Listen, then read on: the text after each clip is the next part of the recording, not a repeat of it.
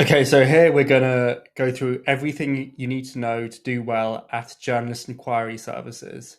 So I'm talking about things like HARO, which is now Connectively, ResponseSoucre, Ask a B2B Writer, all of these things, Turkle and all of that stuff. So I'm going to go through first how Connectively works because HARO, which is the most popular and best one, has just changed to Connectively. So I'm just going to go through what these changes are. Then I'm going to go through the mindset of a journalist using any of these services. You're going to watch me answer some of the questions, and then I'm going to talk about templatizing and outsourcing this. So this is what HARO used to look like. You would get 3 emails a day. They would have journalists seeking something. You would click through. You would then copy this into your this would be the email address that you would send to. You'd copy and paste it in, and then you'd write your answer, right? This is no more. So it has moved to Connectively, and it kind of looks the same. You get the same things that they come out, I think, once a day now, and you click it, and then you have the option to pitch, and then you do it all through the user interface.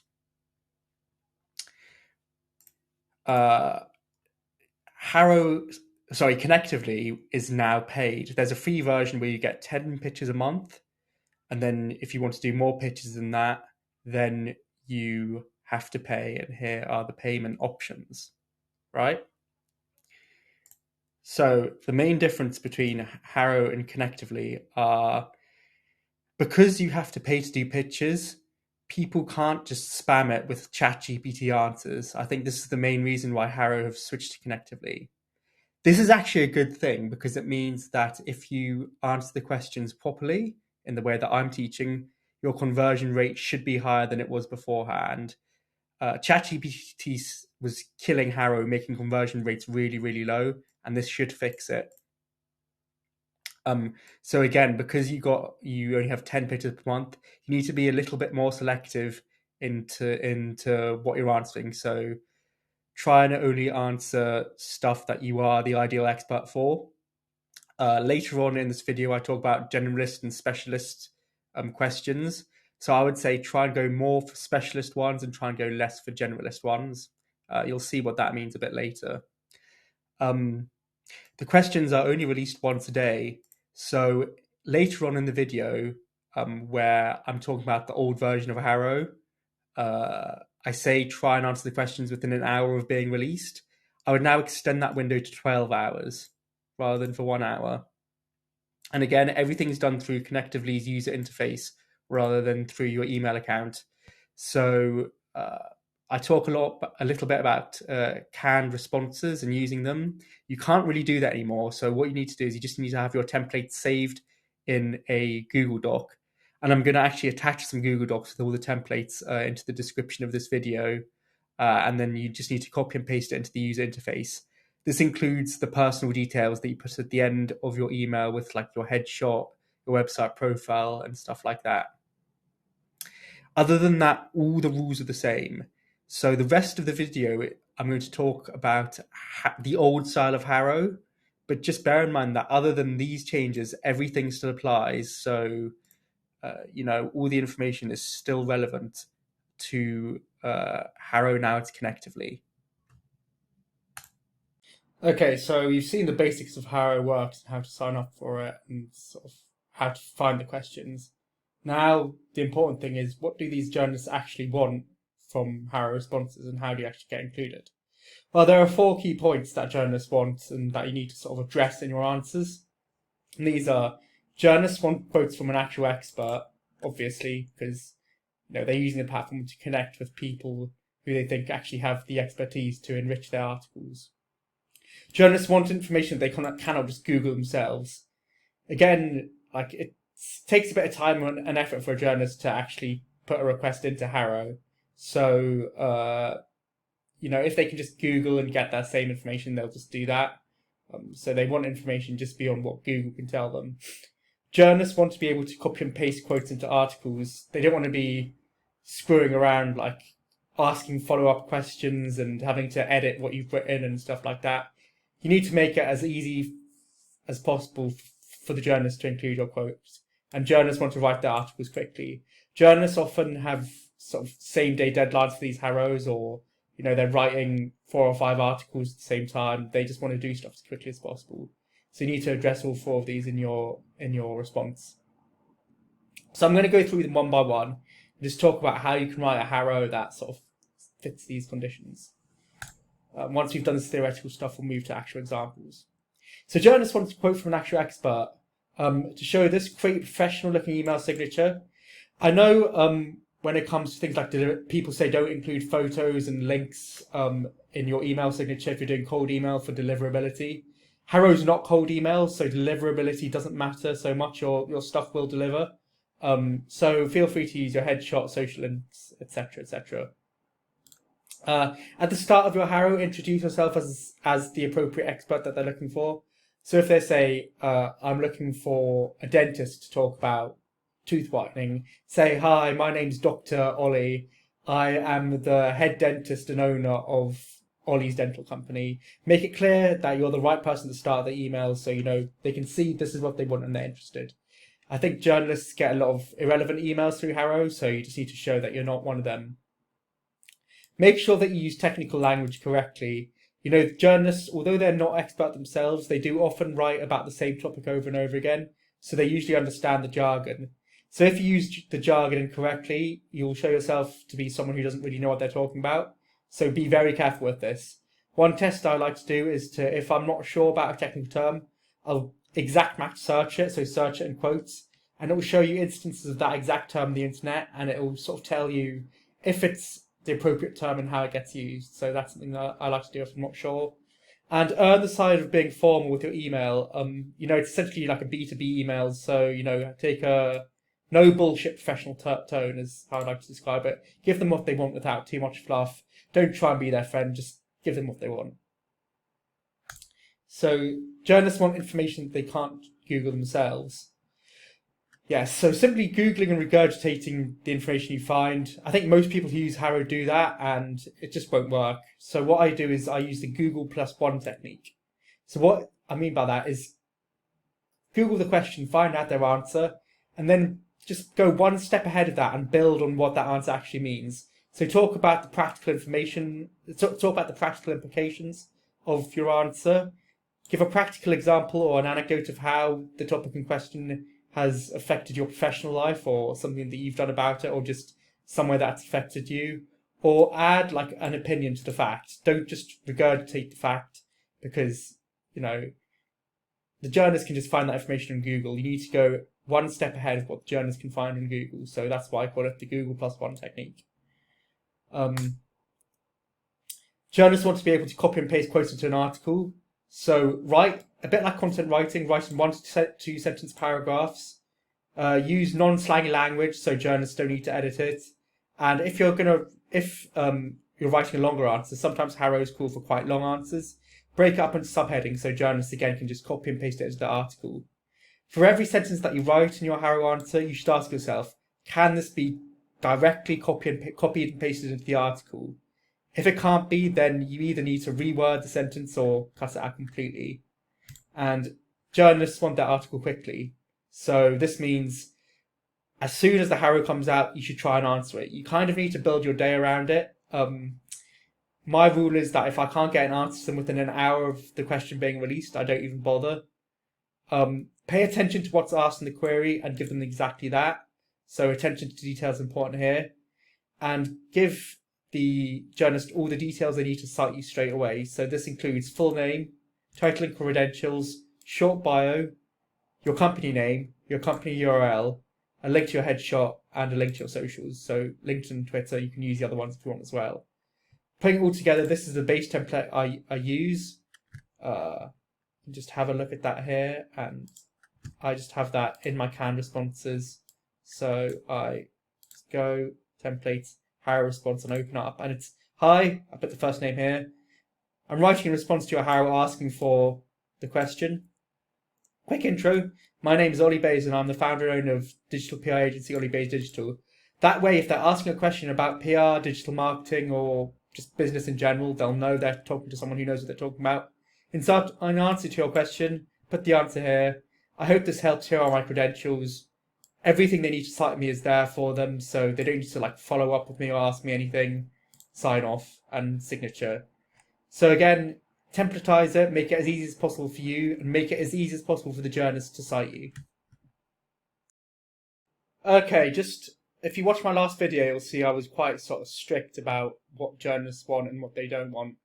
I just want to make the point, because I think this is like a very, very important point. Journalists will generally see like 50 to 100 pitches for every HARO that they send out.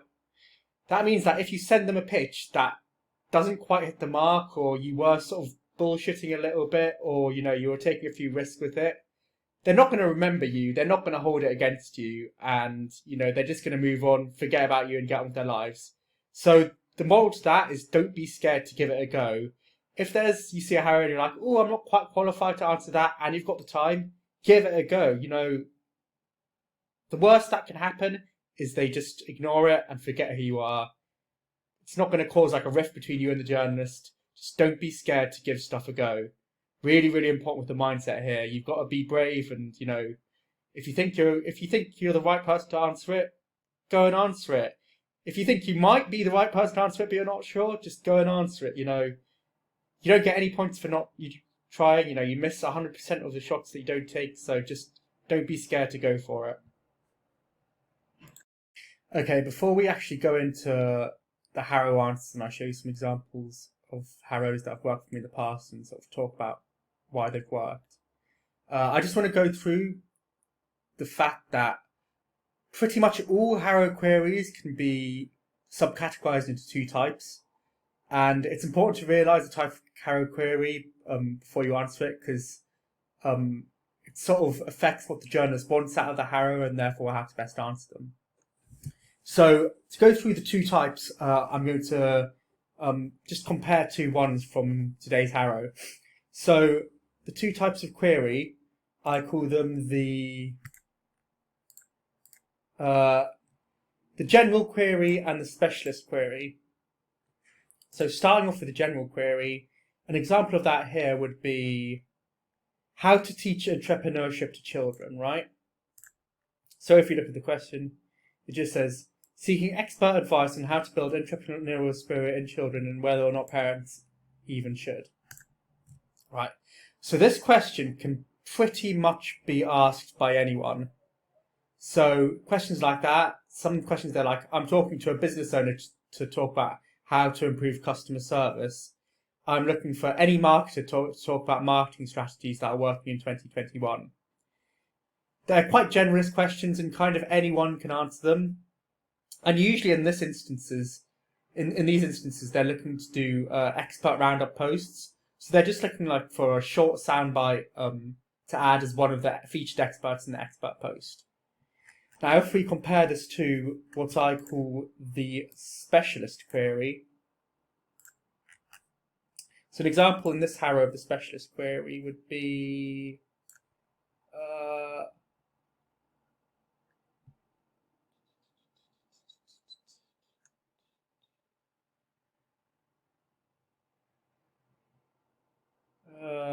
becoming a flight nurse, right? So if we look at the question, I'm seeking insight for those who currently work as flight nurses or manage flight nurses. Questions. What is flight nursing? What do flight nurses do? How to become a flight nurse? What types of education and training do flight nurses need? And there's like two or three more questions there. Now with these ones, it's essentially an interview. They're looking to interview a very specific type of person for an article on a very specific topic, and they're going to build the whole article around that interview. So they don't just want a quick soundbite, they want a much more in-depth answer. Now, as you can imagine, these specialist queries are a lot harder to answer, but because they're harder to answer, they have a much higher conversion rate. For the generalist queries, we're looking at a 10% conversion rate. For specialist queries, we're looking at a 30 to sort of 50, 60% conversion rate. Every time you see a HARO, you should ask yourself, is this a generalist query? Is this a specialist query? And then that should determine how you answer it. Okay, so I just first want to talk about the general HARO type queries. So if you saw my last video, these are queries where sort of a wide range of people can answer them. They're quite sort of generalist questions, and they're generally for guest post roundups. So these kind of questions, they're generally framed as just a question. So an example of that would be looking for interview best practices, top link building tools for 2021, how to teach entrepreneurship to children, which is one that we went over, and how have you improved mental health awareness in your company? These are all HARO questions that I saw in the last week that I'd class as sort of the generalist ones. And the vast majority of these will be made into expert roundup posts. So if we look at sort of today's one that we were looking at earlier, I would say that one, best remote working tools for 2021, that's a generalist one. Interview best practices, that's a generalist one. How to teach entrepreneurship to children, that's a general one. And looking for quote on using TikTok in business, that's also a generalist one. Those are ones that are obvious just by looking at the questions. Sometimes it's only obvious when you actually click on them and see what they're asking for, what type of HARO it is. So again, if we look at how to teach entrepreneurship to children, they just want a 50 to 200 response on how to build entrepreneurial spirit in children. You know, kind of anyone can answer that, and there are lots of different ways that you can answer that. So, you know. So how to answer these general HAROs? Again, they're often very broad questions. So using the example of how to teach kids to be entrepreneurial, that can be one angle you can go down is to teach them investing at an early age. Another angle is encourage them to start selling things at school. Another angle is making them pay for all their toys at a young age. And another angle is exposing them to your business at a young age.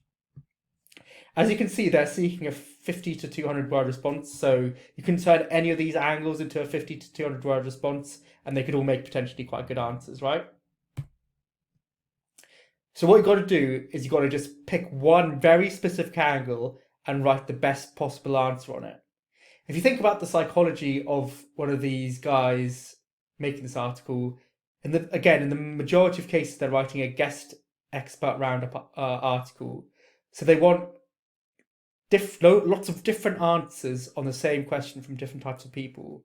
So pick one angle and go deep, write the best possible angle about it, and your likelihood for inclusion is very, very high.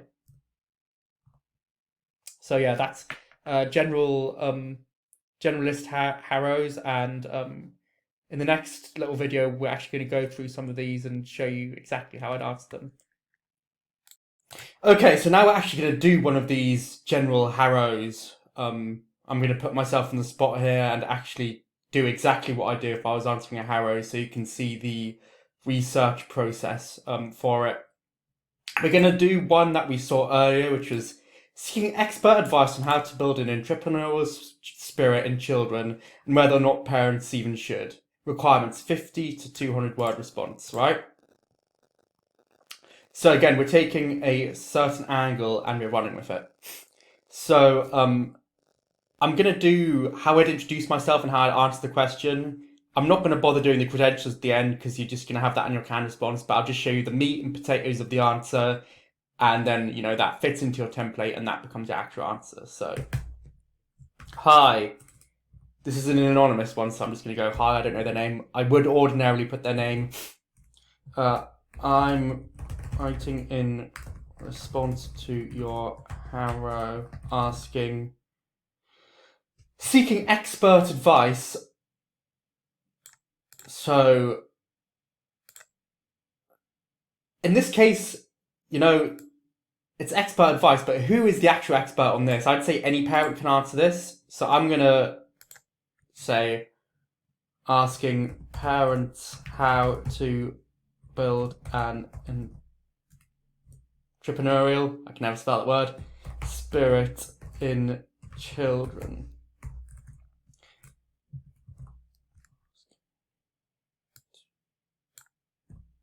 Oh. Quick intro. My name is Ollie Bays, And so here you want to contextualize yourself, sort of justify why you're an expert. So I'm going to describe myself as the following. My name's Ollie Bays, and I am the founder of a digital PR agency called Ollie Bays Digital. And then I'd hyperlink that, but I can't be bothered, so I would hyperlink that. And a parent of 2. Cool, so here, I think because I am an entrepreneur myself and I'm a parent, that makes me an expert in this context. I'm not, well, to be honest, I'm not a parent, but I'm not really lying too much on this. But I'm sort of just justifying myself as an expert in this. Ordinarily, if it wasn't like a parenting related question, I would just introduce myself as, my name's Ollie and I'm the owner of a digital PR agency. But because they're looking for sort of quote unquote parenting experts, I'm just going to say that. I'll just quickly hyperlink that. My shoddy little website.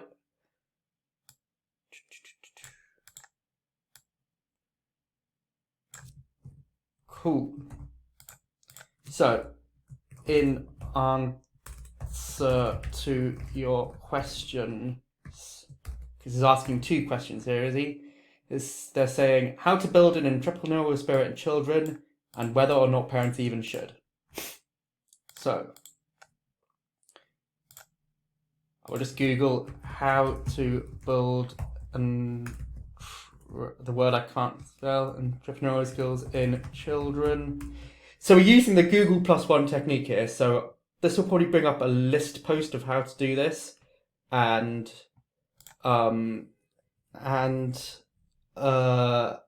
you sort of choose one item from the list and write, sort of riff on that in as good a way as possible. It's hard to explain, but you'll see when I do it.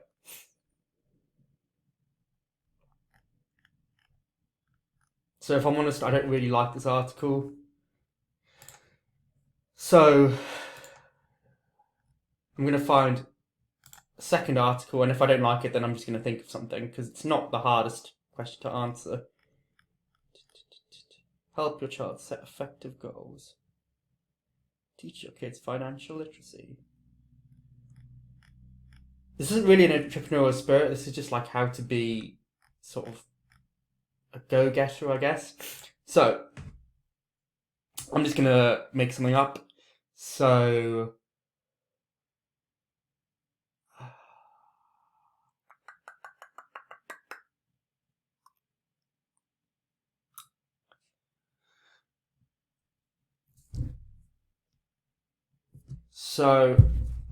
I think the best way to teach kids entrepreneurship, I think, would just be to make them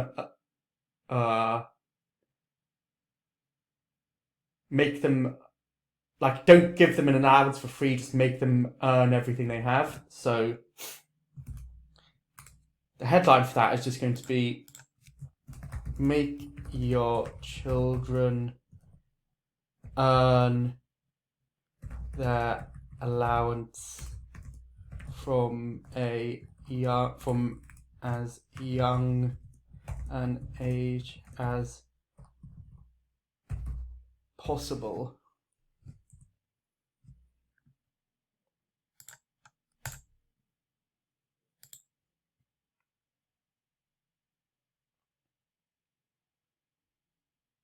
Right, so just thinking this through, does this teach them how to be entrepreneurial, or does this just teach them that they need to work, and therefore it's sort of the opposite of entrepreneurial, because it's teaching them like how to work a normal job for a living?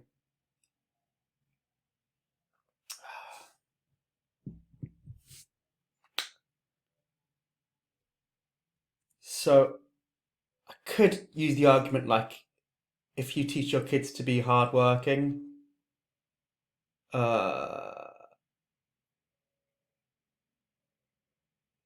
then That'll teach them to... No, it doesn't quite work.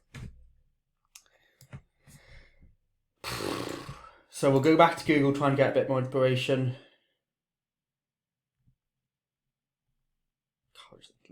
Code. I never gave... Oh, here we go.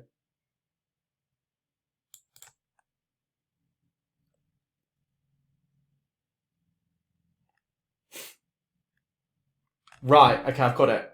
So if you pause on here, they talk about how if you make kids earn their allowance, they'll eventually discover their own ideas for making their own money, right? So I would say let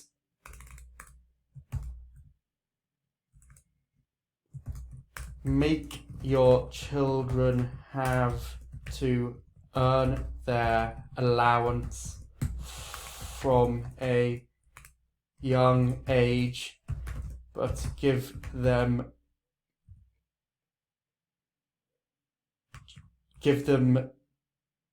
the freedom to choose how that money is made. Okay, that's a work in progress headline. It's a little bit too wordy. But the general sort of angle here is, and sort of just based on here, it's like, most of the time parents will sort of just tell their kids, you to earn your, couple of pounds this week, you've got to do the dishes and tidy the living room. But this, instead, we're like to the kids, okay, what do you want to do to earn your money? Like, choose your chores. And then if you find something that you like enjoy or are good at, you can make money quicker, you can make more money, type of thing. So that's sort of the angle I'm going down.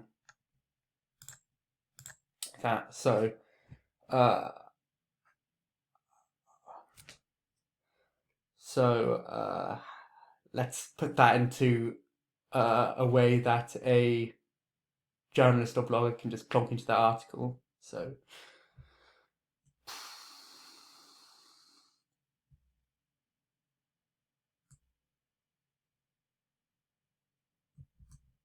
one of the keys to launching a long-lasting business is being able to make money out of the things you naturally enjoy or are good at.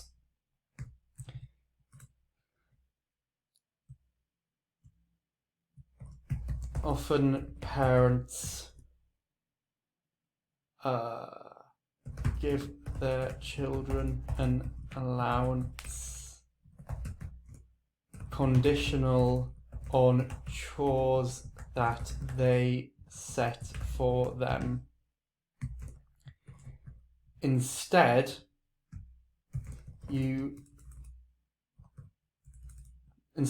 parents who want to build an entrepreneurial spirit in their children should give them choice on how they earn their allowance.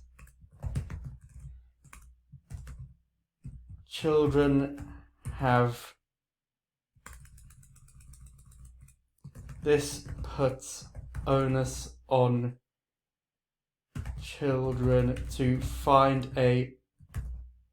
to discover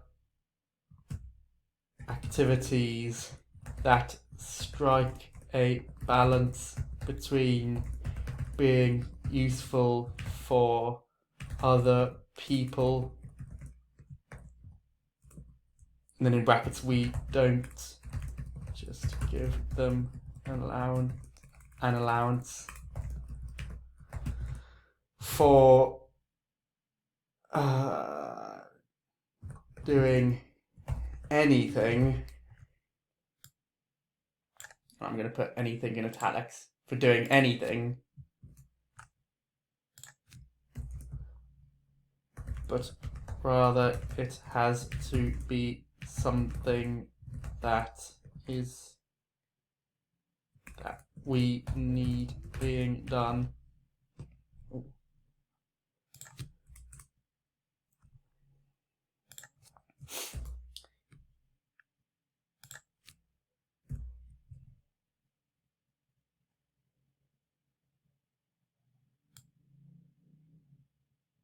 Okay, I think this is getting too wordy, so I'm just going to delete that. Should give them a choice on how. Often parents give their children an allowance conditional on chores that they set for them. Instead, parents who want to build an entrepreneurial spirit in their children should give them choice on how they earn the allowance.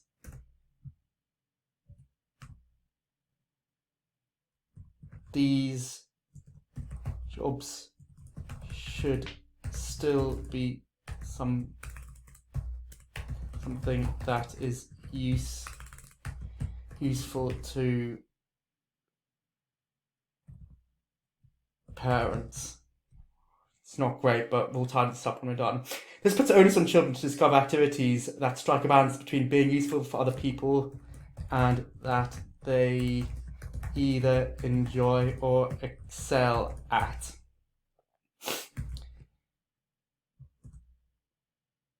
The ability to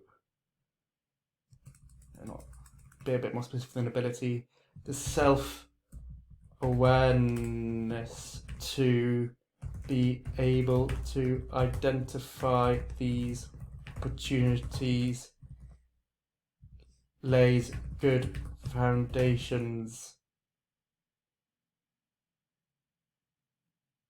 for is an entrepreneurial career a thing? It is now for an entrepreneurial career. And then the second question was, should parents? So am I going to give it two different headlines, or am I just going to answer it together?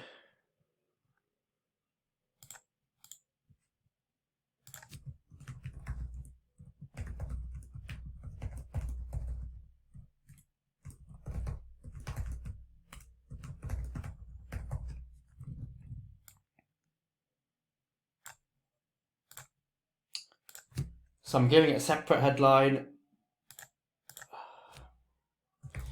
Think that parents should at least try to build these skills in their children, even if they do not start a business. Such skills will make them better members of the workforce in the future. So just simple stuff. So they said they wanted 50 to 200 words. So is this under 200 words? And if not, we'll need to edit it down. And I want to give it a tidy up anyway.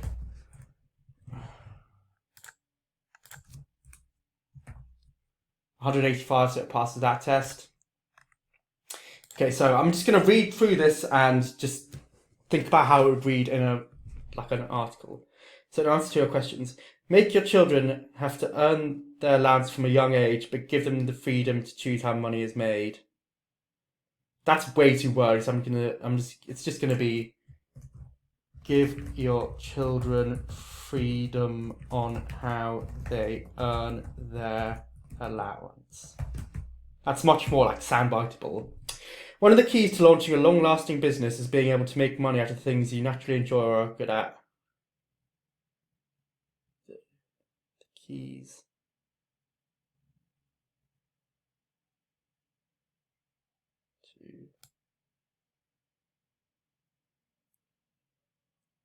I don't like keys to launching a long-lasting business. Sounds a bit weird.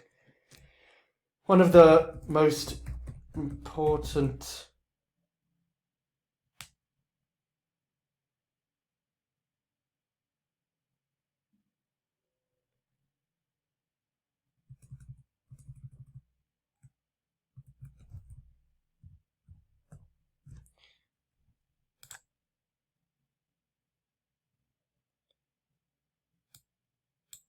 One of the keys to launching...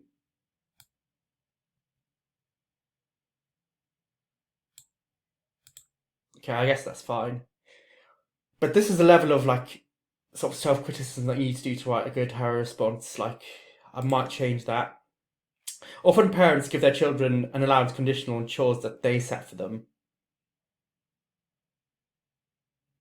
Instead, parents who want to build an entrepreneurial spirit in their children should give their child some choice on how they earn their allowance. These jobs should still be activities that provide value to parents.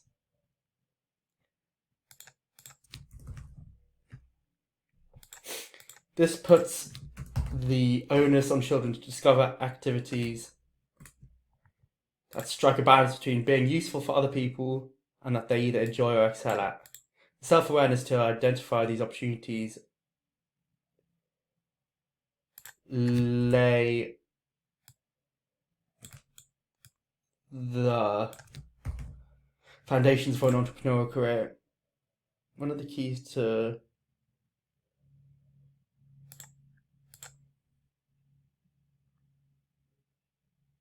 an entrepreneurial mindset, not career. An entrepreneurial career, I'm not sure if that's really a thing. One of the keys to launching a long-lasting...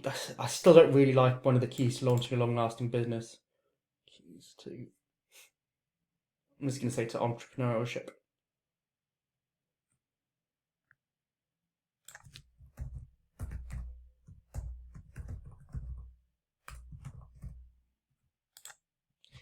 I think that parents should at least try and build these skills in their children, even if they do not end up starting.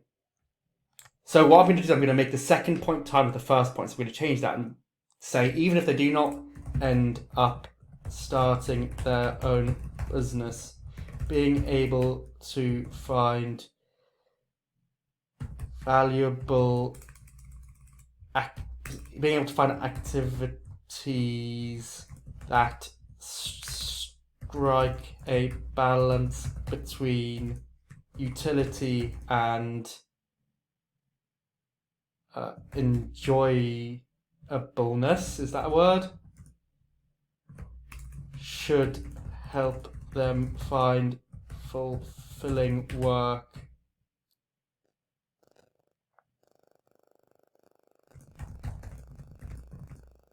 in employment or self-employment.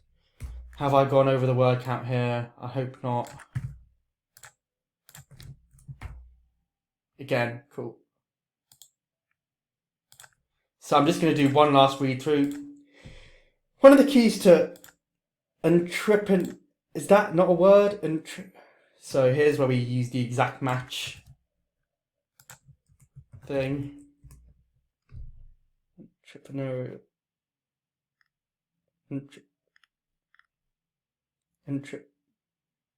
I mean, it is being used.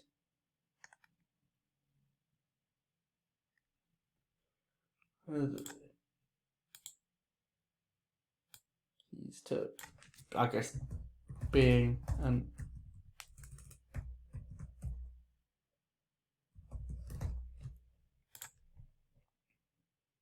one of the keys to being an entrepreneur is being able to make money out of things you naturally enjoy. One of the keys to being an entrepreneur is being able to make money out of the things that you naturally enjoy or are good at. Often parents give their children an allowance conditional on chores that they set for them. Instead, parents who want to build an entrepreneurial spirit in their children should give their children some... And their children should give their children's... Should I say their children twice? Should give their children some choice on how they earn their allowance. These jobs should still be activities that provide value to parents. This puts the onus on children to discover activities that strike a balance between being useful for other people and that they either enjoy or excel at. This self-awareness to be able to identify these opportunities lay the foundations for an entrepreneurial mindset. I think that parents should at least try to build these skills in their children. Even if they do not end up starting their business, being able to find activities that strike a balance between utility and enjoyableness should help them find fulfilling work, whether that is in employment or self-employment. Okay, I'm happy with that. It's not sort of perfect, but I think it'll beat 95 to 99% of other answers, and I think an answer like that for one of these generalist ones should hit that sort of 10 to 20% conversion rate that we're looking for. But yeah, this is the level of focus and detail that you need to write an answer of this quality, and some of the ways that you sort of research it and go about it. Okay, I realised looking back at that last video that I forgot to put a subject line, so I'm just going to do it quickly now. So my subject line for this would be give children choice on how they earn their allowance as early as possible. So it sort of just sums up what you're going to say. It's a bit of a long subject line, but most people I think just put like HARO response or response to HARO or something like that, and this actually stands out and shows that you've answered the question properly in the subject line, and that's what a journalist wants to see and what's going to get you an open. Okay, so now I'm going to talk about the other type of HAROs that are like the more specialist ones.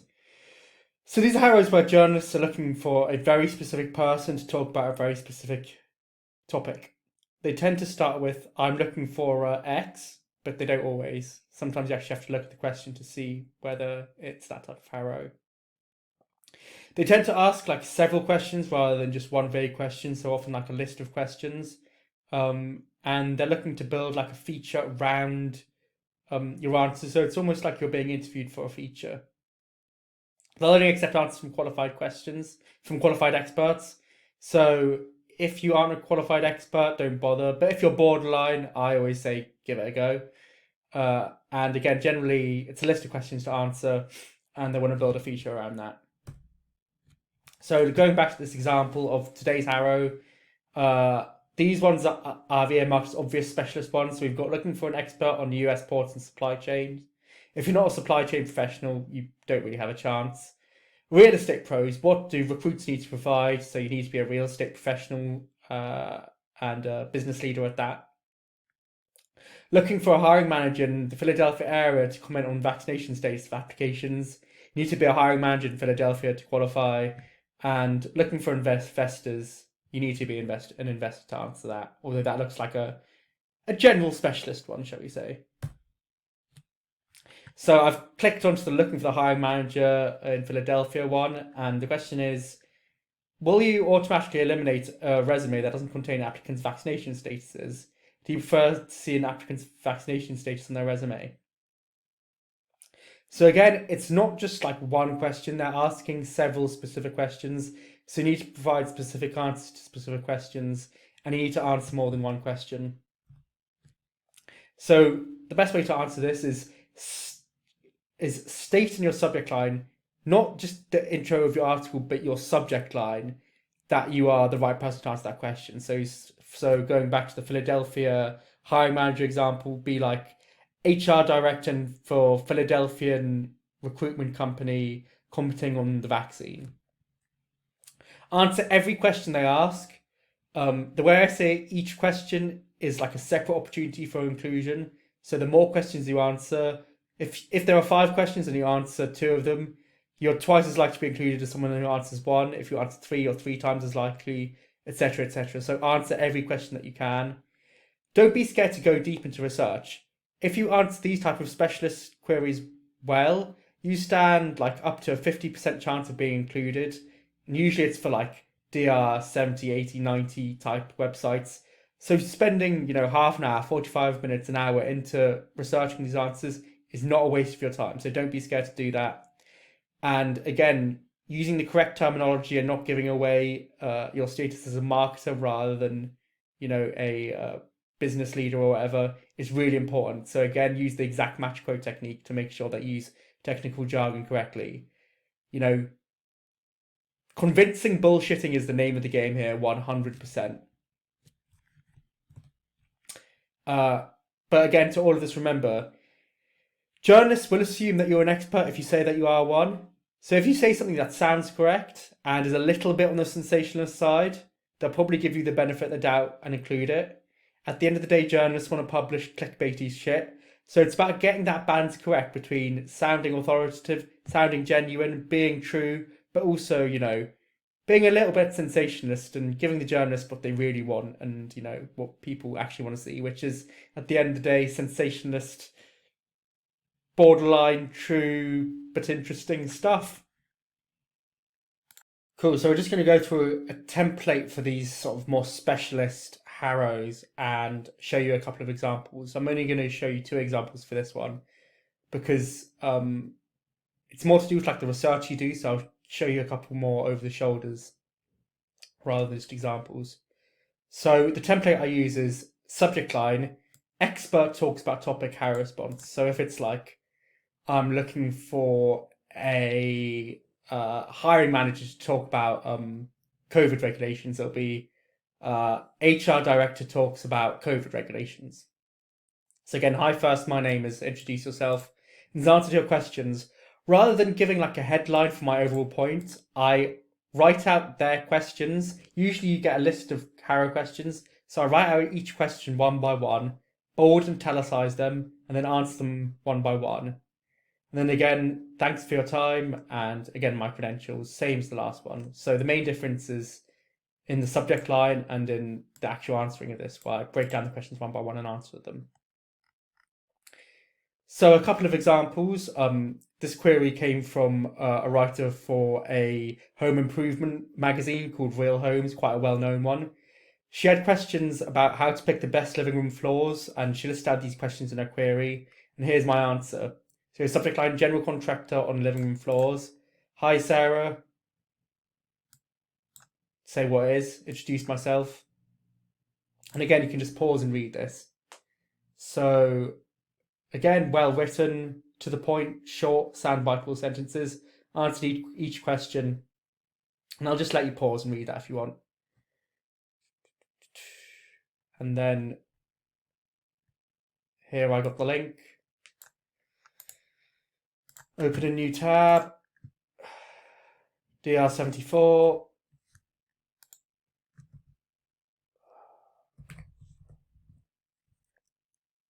And they used laminate flooring offers the best balance between aesthetics, affordability, and durability. Laminate flooring offers the best balance between aesthetics, affordability, and durability. That's why I say write in sound bites, because she literally just copied and pasted it for my quote. So the next one is example 2. The journalist in question was looking for a construction professional to talk about how the lumber shortage has affected the price of composite decking. Here is my answer.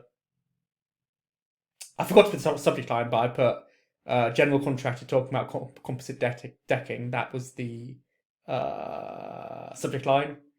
And then again, here are my answers. I'll let you just pause it on here, read this.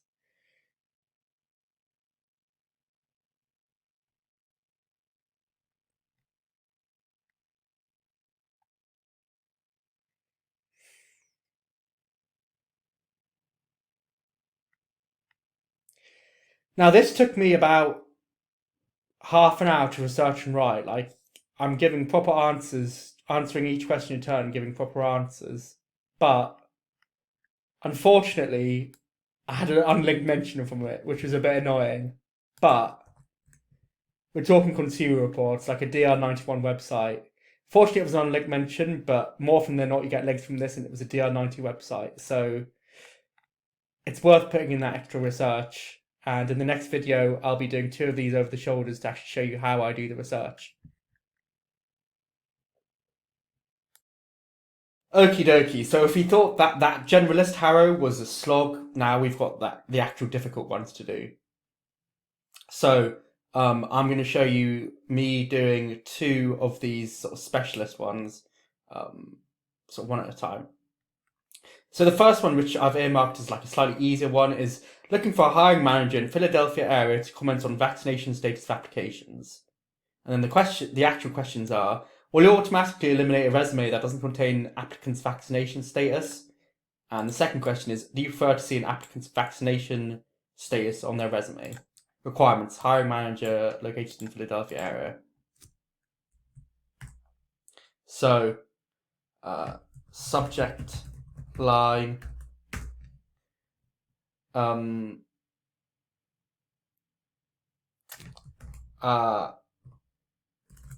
HR director talking about vaccinations on resumes, vaccination statuses in Philadelphia, and then it's hi, again anonymous.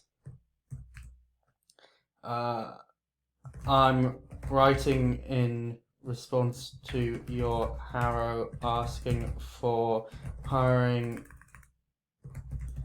managers in the Philly to talk about vaccination statuses on resumes. Quick intro. My name is George Carlin and I am the HR director of Big Shot Entertainment in South Philadelphia. And then I would hyperlink this to whatever the company was. Like, I'm assuming it's relevant.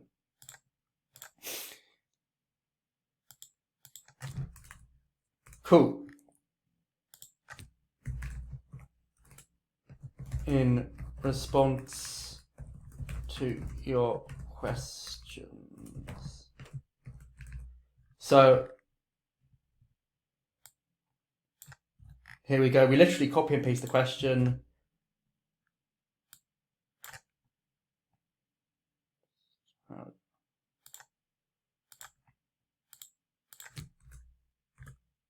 Make it bold and italics, just to make it as easy to read as possible. We automatically eliminate a resume that doesn't contain an applicant's vaccination status.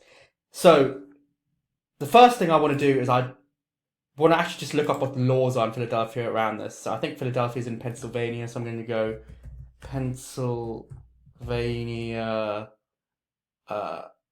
work discrimination laws vaccination. Because if there is a law around it and we don't address it, then immediately it's obvious that we're not an expert on the topic. So we need to make sure that what we say actually complies with the laws. So, this essentially answers the question. Mandate for most answers the laws. There's a precedent for employers mandating vaccines in certain fields.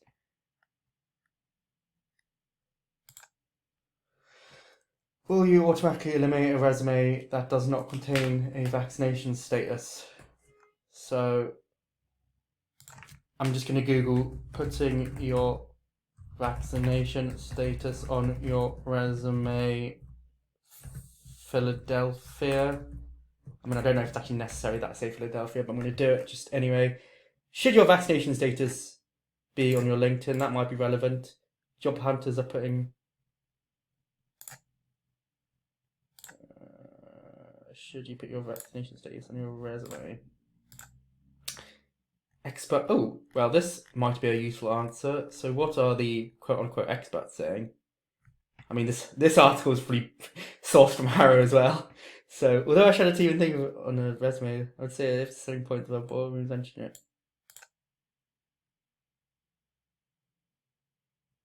Easy for both parties to play the game.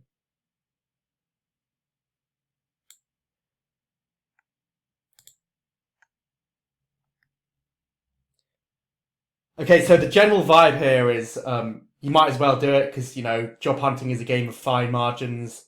So every little advantage helps. And at the moment, It is an advantage, so you might as well do it. So, will you automatically eliminate a resume that does not contain applicants' vaccination status?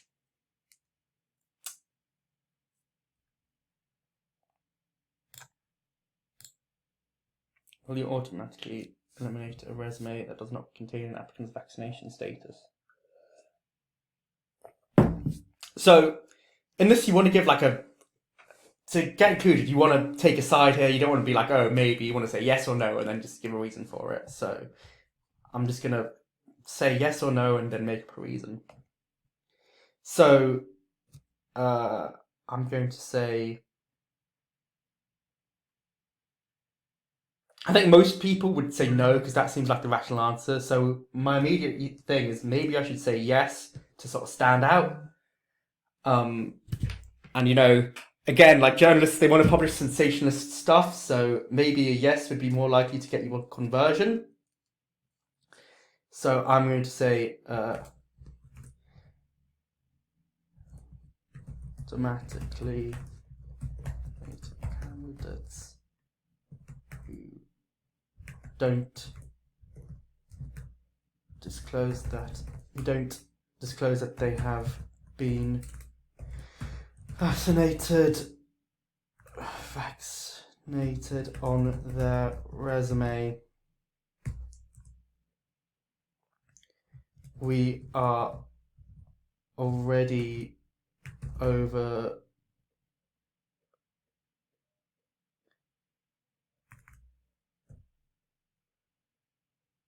applied for every job opening that we have,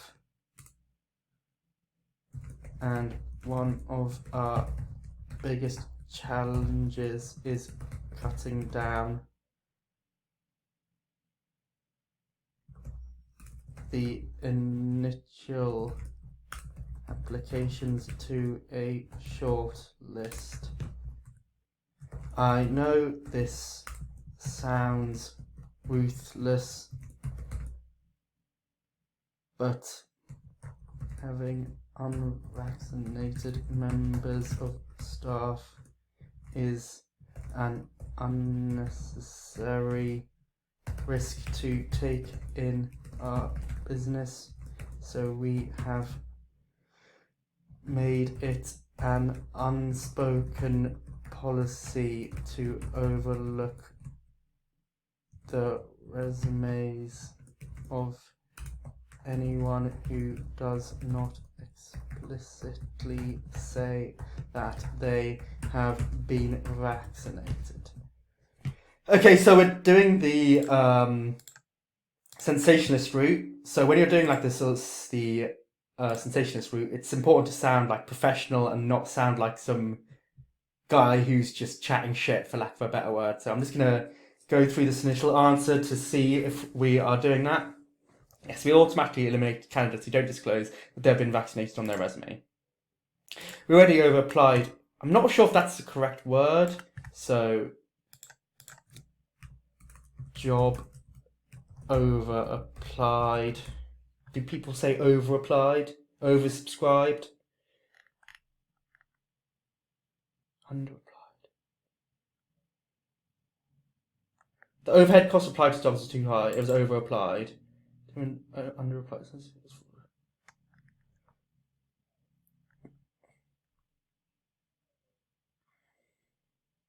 They're saying like over applied overhead, but I don't think that's used in this context.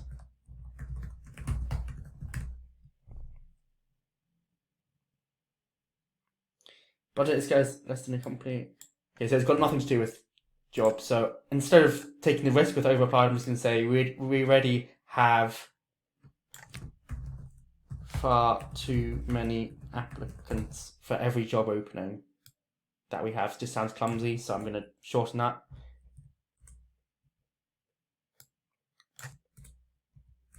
One of our biggest challenges is cutting down. We already have far too many applicants for every job opening. One of our biggest challenges is cutting down initial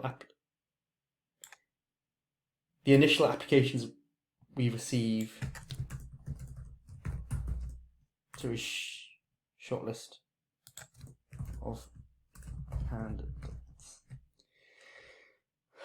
I know this sounds ruthless, but having unvaccinated members of staff is an unnecessary risk to take in our business. So you have made it an unspoken policy to overlook the resumes for anyone who does not explicitly say that they have been vaccinated. What was the second question? Do you prefer to see an applicant's vaccination status on their resume? Well, you can't really answer the first one yes without saying yes to the second one, so obviously we're going to say yes to the second one.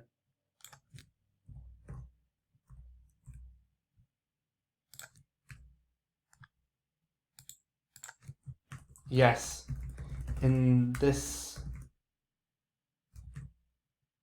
current climate, I would want to see it at the top of someone's resume alongside their contact details.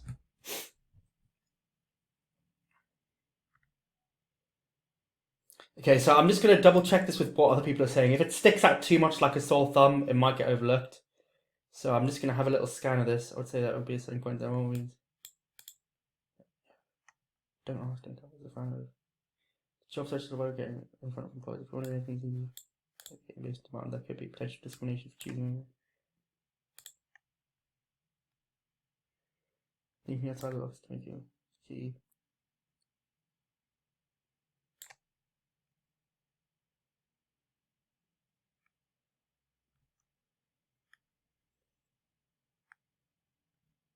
Never make it easy for career professionals to disqualify with self-selection.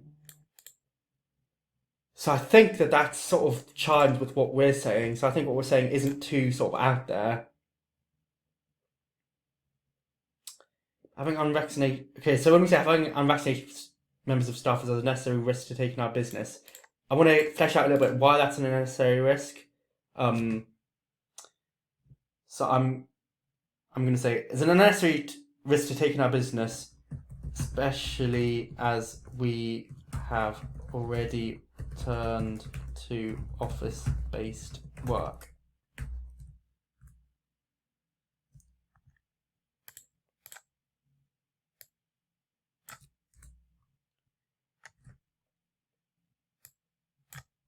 We have therefore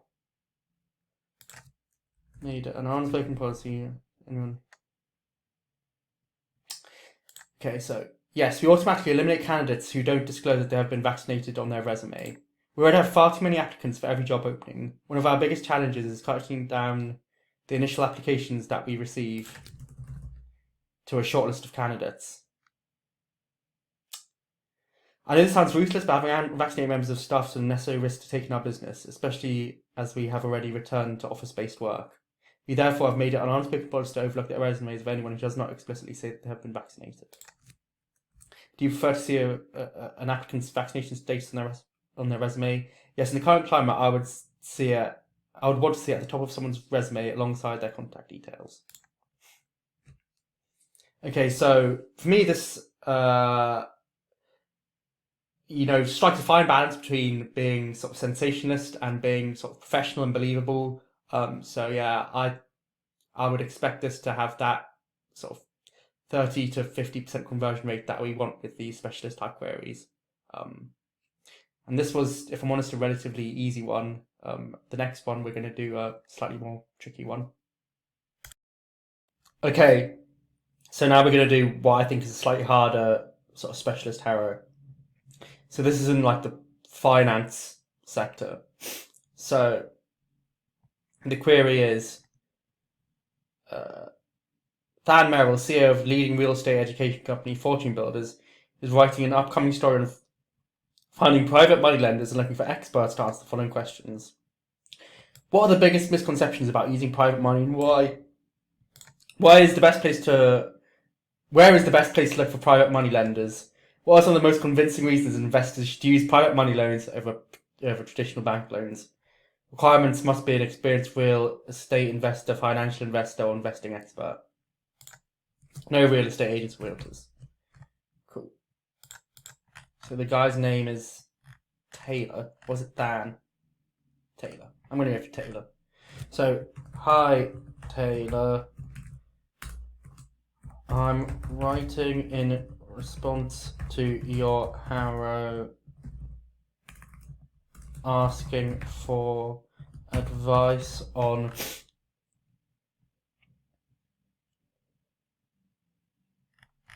using private money for real estate investments. Quick intro. My name is Ollie Bays and I am a... What is he looking for? Might be an experienced real estate investor. I am a certified financial advisor at Bays and Bays Wealth Company. Obviously, I'd use a real company in here, and I'd link that to my website as well. In answer to your questions, and then again, just copy and paste the questions in there.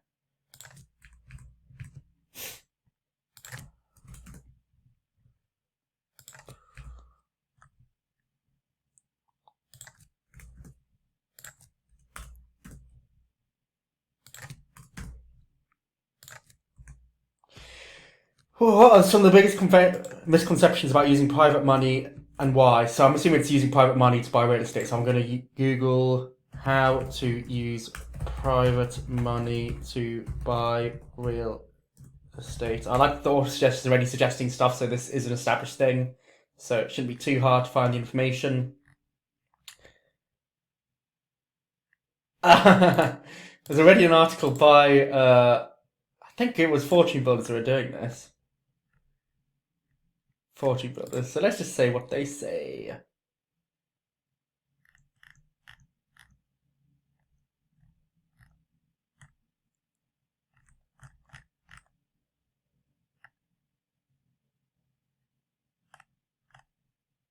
How to grow your real estate business. Learning how to grow your using private. So, real estate is a people business. Relationships. So it's essentially about finding rich people to give you money to invest in real estate. So, what are the biggest misconceptions about using private money and why?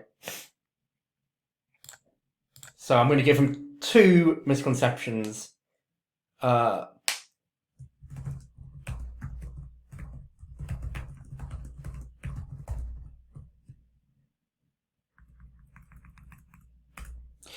two misconceptions that clients, sound a bit proper, often hold about using private money to fund their real estate investments are that... Okay, so I'm going to look through this article and see what objections and things are here. So I'm just going to scan this. You could argue that relationships are over the course of your career, valuable assets, everyone from contractors who work to lawyers, private money lenders. Count.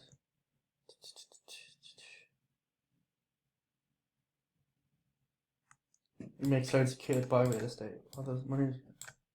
The government lends the silky money lenders typically charge higher rates than banks, but also make loans the average bank usually pass on. I'll just note the difference between the two. Banks and some of the lenders, they do not have the same combination of speed and transparency in the decision-making process.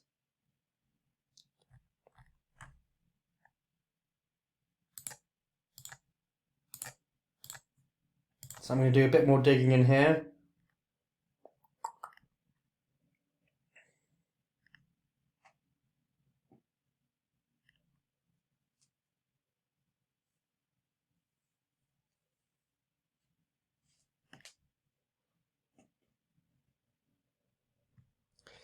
There are several benefits if done correctly. Offering alternative real estate financing options can mitigate risk while simultaneously establishing wealth.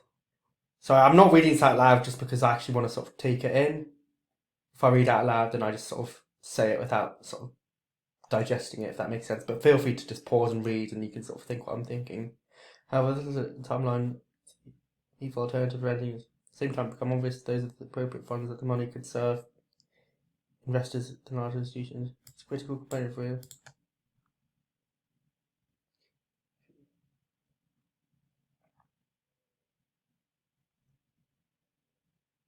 You may consider private money lending, as this is to be a lender.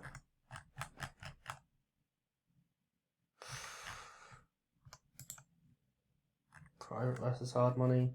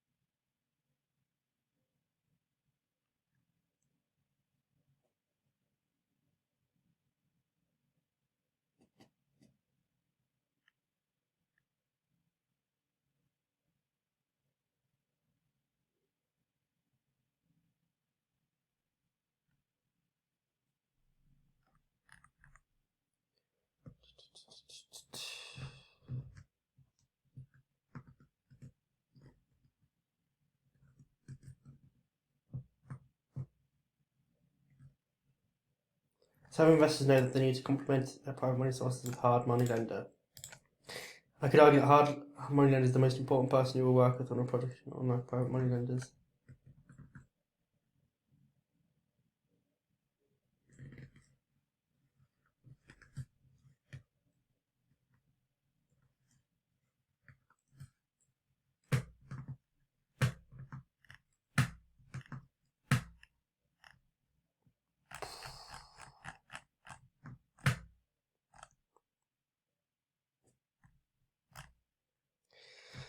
This is a tricky one. It wasn't about using private money. Common misconceptions about using private money to fund real estate. So I just wanted to give myself the sort of foundational knowledge to be able to riff on what the common answer to this question is. So 1, 2, 3, and I just want to find the two most sort of obscure ones out of this one, and then use the knowledge that I've gained from that initial bit of research to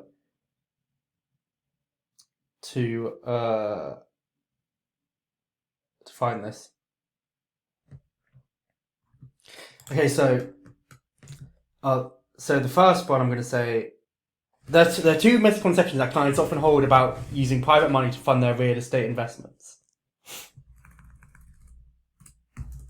These are that private money should always be private money.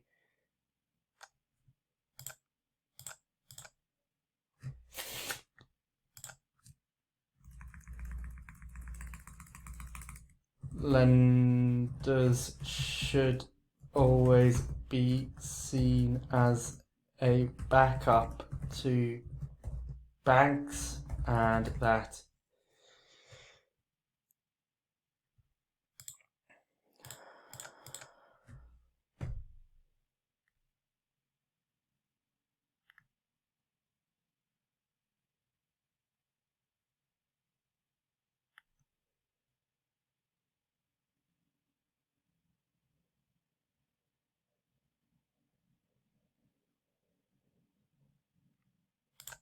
okay, so I'm just going to go with one. The main misconception that I see people have about using private money to fund their real estate investments, that it is somehow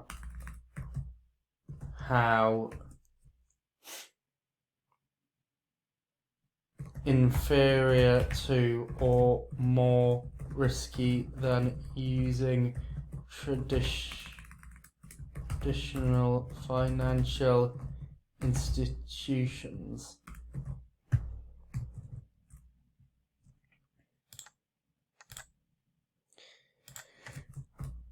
I'm guessing that this is due to a safety in numbers mentality and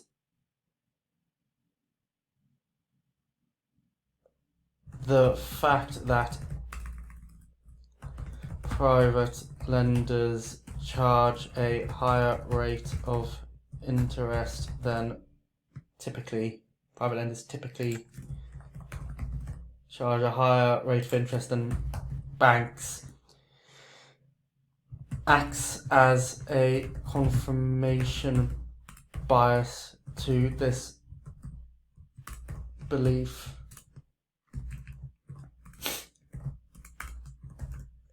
In actual fact, the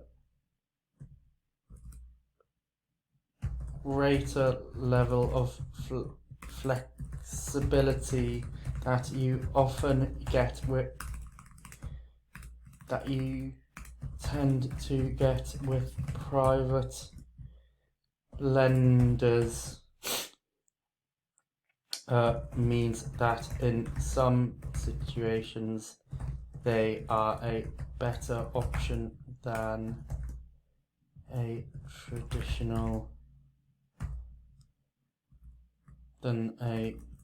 loan from a financial institution. Where is the best place to look for private money lenders?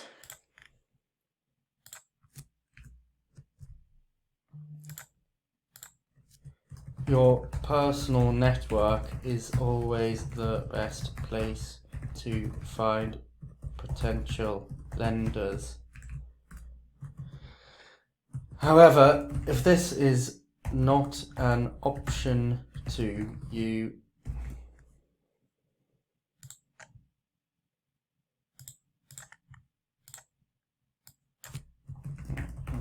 find private lenders for real estate investing.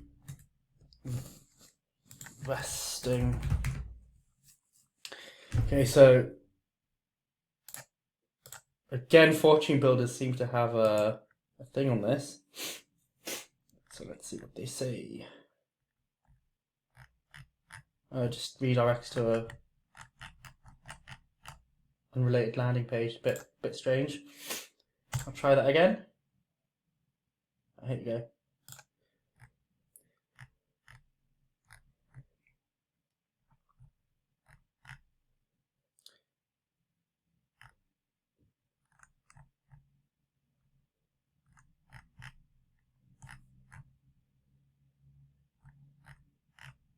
This doesn't really answer the question.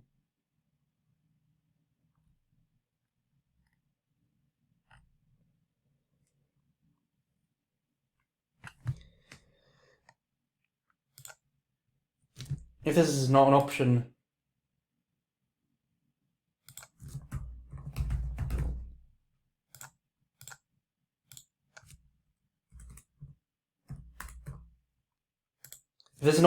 I see from this that are like, the private lending companies. So I think this will be like a nice alternative to like.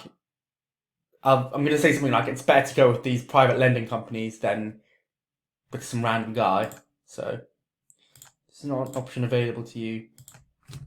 Then your first port of call would be the more established private lending companies. This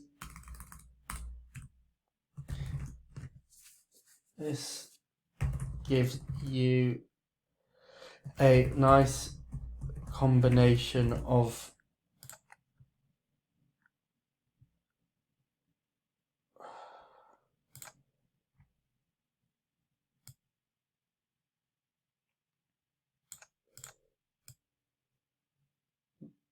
the established private lending companies. Working with these companies, oh, fuck's sake.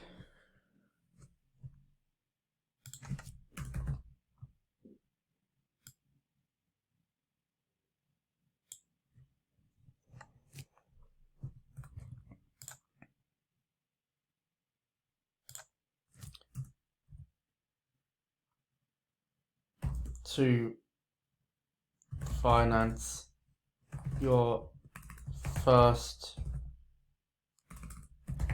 projects can allow you to build a portfolio that can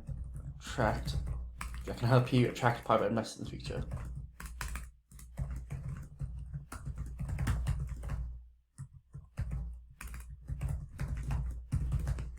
Now, I'm saying this because I've noticed reading their site that a big thing they want to drive home is that private investors are as hungry for to find like real estate entrepreneurs as you are to find them, and this reinforces what they're saying. So they probably want to publish something like that. So that's why I'm saying that. Yeah. What are some of the most convincing reasons investors should use private money loans over traditional bank loans?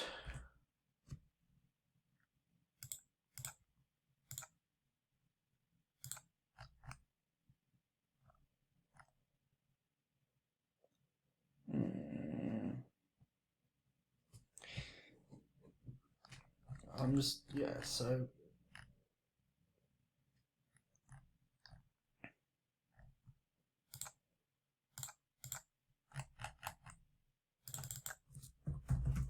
use private lenders for real estate. Again, it seems like Fortune Builders' whole angle is that they want people to find private investors. So all you need to do here is like say something that sounds sort of convincing that will support them, and then they'll probably want to publish it. I'm just going to look at here.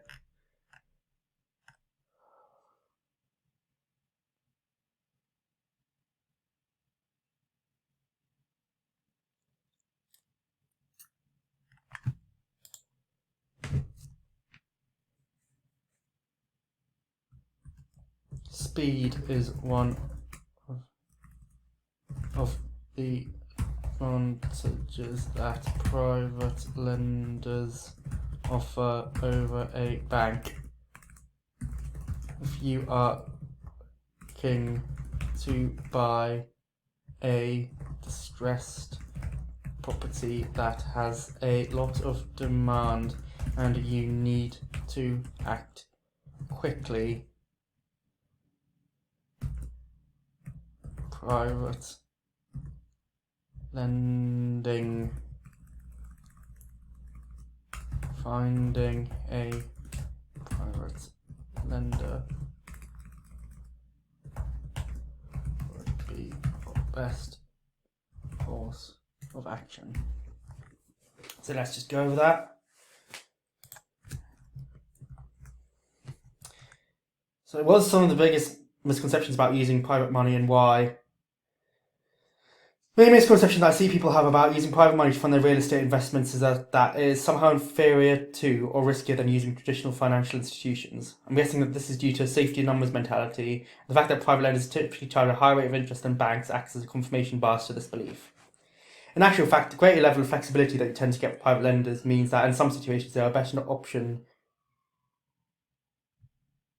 They are a better option than a loan from a financial institution.